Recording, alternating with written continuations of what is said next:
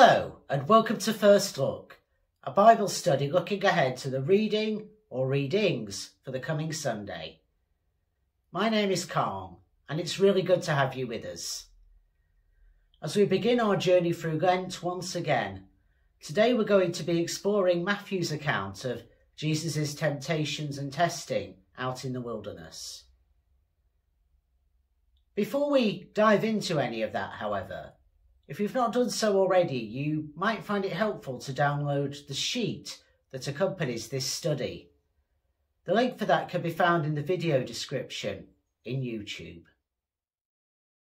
On the sheet you will find the text of today's reading, some other passages you may wish to look up, the questions we'll be considering together later on, and lots of room for you to record your own thoughts and observations. And so then, without further ado, let's dive into this week's passage, which comes from Matthew's Gospel, chapter 4, verses 1 through to 11. Immediately before we get to today's events, we hear about Jesus being baptised by his older cousin, John the Baptist, and proclaimed as God's beloved Son in the River Jordan, the same river that the people of Israel once crossed over in order to enter into the Promised Land. And in the affirmation that he received there as the Spirit descended upon him like a dove, Jesus was given that which he needed to sustain him for everything that followed. We hear about all of that in chapter 3, verses 13 to 17. And the words that are said to Jesus, "You are my Son, the beloved, with whom I am well pleased," would be echoed later on in chapter 17, verses 1 to 9, in the story of the Transfiguration. Immediately after all of this, we're told that Satan, the devil, led Jesus out into the wilderness for a period of testing and temptation, following which, as we go on to read in chapter 4, verses 12 to 25, he would move to Capernaum, begin calling his earliest disciples, and really start out on his public ministry. I guess this episode is kind of like an assessment of the worthiness of Jesus for the calling that he's been given, following the revelation of his divinity in the birth narrative in chapter 1, verses 18 to 25, and the declaration of his full humanity that we see by his genealogy being laid out in chapter 1, verses 1 to 17. And so it is that we find Jesus in this scene entering into a testing period akin to the time that the people of Israel spent wandering around the wilderness before being ready to enter the Promised Land, the land of Canaan. And we've also got the Satan, the devil. Now, despite the image that some of you might have of a red figure with a pitchfork, which is more sort of akin to Dante's Inferno than the New Testament, I would argue that the Satan is kind of like this voice in Jesus' head that's whispering poison into his ears. It's tempting him to abuse his divine status. Now, all of this is taking place in Matthew's Gospel, the second of the canonical Gospels to be written, probably around 75 to 80 of the Common Era. The audience was predominantly Jewish. This is the Gospel that is most overtly grounded in Second Temple Judaism, and it's working itself out after the temple, which was such a focal point of the life of the people of Israel, had been destroyed in the year 70. And so this question of where does the identity of God's people now lie is a key one that runs through all of Matthew. Now, it's helpful as we begin to delve into this passage to look at some other texts as we go along, and in particular to look at Mark chapter 1 verses 12 and 13 and Luke chapter 4 verses 1 to 13, because these present the other two accounts that we have of Jesus out in the wilderness. Mark's is very succinct. It includes a detail we don't find elsewhere, interestingly, about the wild animals surrounding Jesus. And also, when it talks about the Spirit leading Jesus into the wilderness, the Greek means more like thrust.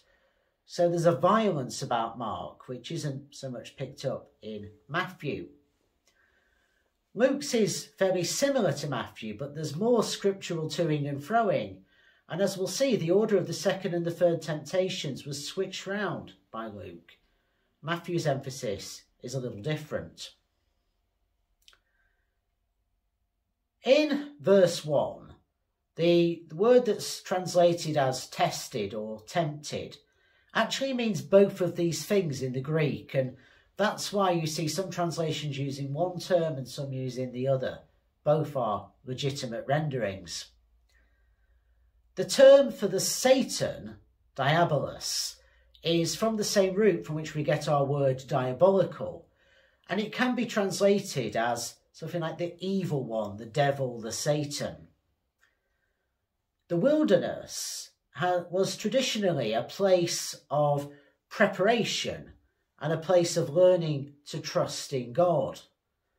Just as Jesus had been baptised after climbing out of the River Jordan, so in other words doing that crossover like the people of Israel had, now he would spend 40 days and nights in the wilderness, echoing what the people of God did after the Exodus, as we see in Exodus 16 verse 35. All of this detail is not accidental. It shows Jesus embodying the calling of God's people Israel. Now it's in verse 2 that we get this number 40. Now 40 was symbolic of a long time in the scriptures, but it also has some theological significance beyond just that kind of everyday parlance. So for example, we might think of the 40 days that Noah spent on the ark in Genesis chapter 9 verses 8 to 17. We might think of Moses fasting for 40 days on Sinai while preparing the covenant in Exodus 34 verses 27 and 28. And we might also think of Elijah fasting before being given a new commission by God in 1 Kings chapter 19 verse 8. So this is a theologically significant period, and again it's casting Jesus as picking up the mantle from Moses and from the prophets. Now the Satan, this voice in Jesus' head, is trying to take advantage, we learn at the end of verse 2, of Jesus' being famished with hunger in order to entice him to misuse his God-given authority. In all three of the temptations, the core of Jesus' identity, as affirmed at his baptism, is being challenged.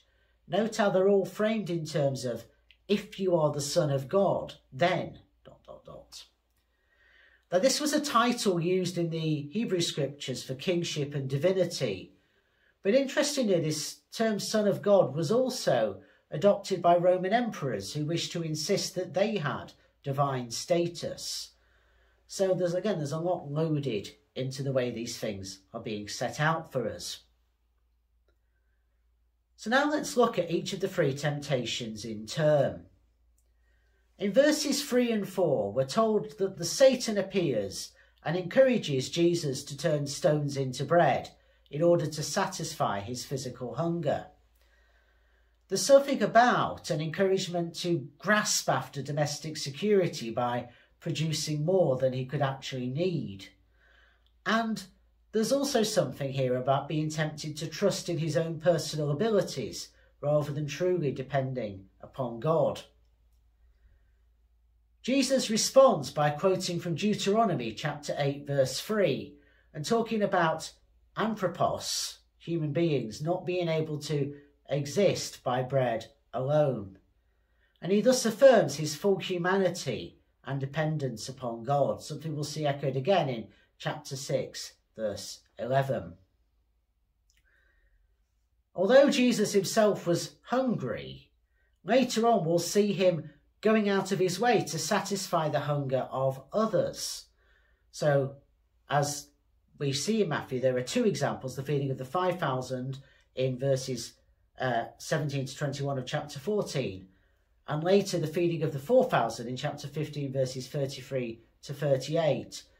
Jesus takes a small amount of loaves and fishes and turns them into an abundance of food. And he will also, in chapter 6, verse 11, tell his disciples that they should pray for their daily bread. In other words, for what they need for that day and no more, akin to the experience of the people of Israel around manna in the wilderness and not collecting more than they actually really needed.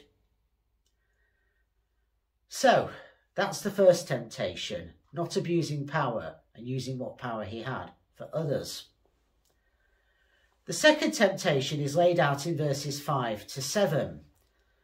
We're told that the Satan takes Jesus to the Jerusalem temple, and he takes him to the very pinnacle of the temple and encourages him to throw himself down, using Psalm 91 verses 11 to 12 to argue that if God's promises are true, effectively, then Jesus will be rescued by the angels and everybody will see his divine power. He'd be thus demonstrating his close association with the powerful, and I guess kind of exploiting his relationship with God by putting God's faithfulness to the test.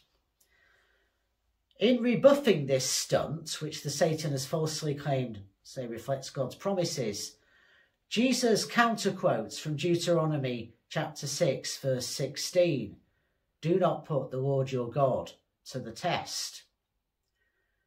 I think this exchange using scripture is really fascinating because it does show how the spin we put on scripture and what we give weight to and the things we draw on, particularly if we rip them out of context, can be used to argue for lots of different things. And we see that time and again in the history of the church and indeed going on today. Jesus puts his trust not in crazy stunts, but in God's power. As we see in chapter 27, verse 46, he does so right to the end, even when that meant enduring the torture of worldly powers, as we see earlier in that chapter in verses 38 to 44. So that's the second temptation. The third temptation, laid out in verses 8 to 10, so Luke's order is different, but for Matthew this is the third one, is kind of the culmination of all of them, really. The Satan takes Jesus up a high mountain and shows him all the kingdoms of the world. And even though we've no reason to believe Satan really does have the authority to do this, he says that Jesus will be able to rule all of these and have that political power if he would just bow down and worship the Satan. Jesus refuses to do that, and indeed he will go on to open up the kingdom of heaven freely to all who will follow him in the path of righteousness. And his counter-quotation in reply to the Satan, which kind of slaps down the Satan completely, comes this time from Deuteronomy chapter 6, verse 13. Now note in all of these that what is at stake isn't necessarily bad in of itself.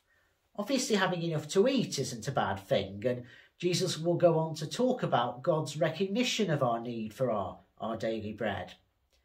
It's not a bad thing necessarily to have power and authority, and it's not necessarily a bad thing to be someone in a position of leadership. All of those things can be used for good, but they can also be used for bad. And the question of our motivations and why we're doing what we're doing, what's at the heart of our actions, is opened up here as a key one. As I've sometimes put it elsewhere, I think what was going on in this whole episode is that Jesus needed to show, following that commission at his baptism, that he could really act with integrity in the arena of his own heart, when nobody apart from God was looking. Otherwise, how would he hold true to God in the midst of all that would follow, both the rampant criticism, but also in the face of the seductive praise? This is the challenge, I think, that Jesus was being prepared for. And it might well call us back to the story in Genesis 3, particularly in verse 6, where we see that, unlike Jesus, Adam and Eve did succumb to the temptation the Satan put before them. Finally, our reading ends with Jesus' trust in God being shown to be vindicated in verse 11. And the angels are sent to wait on him, and the word diakoo, can mean to wait on someone by giving them food, by serving them with a meal. So it seems that the angels tended to Jesus' rampant hunger after he'd passed these tests, as it were. So this is a very rich passage, inviting a great deal of reflection as we begin our Lenten journeys. And to help us do that, we now turn to our questions for this week.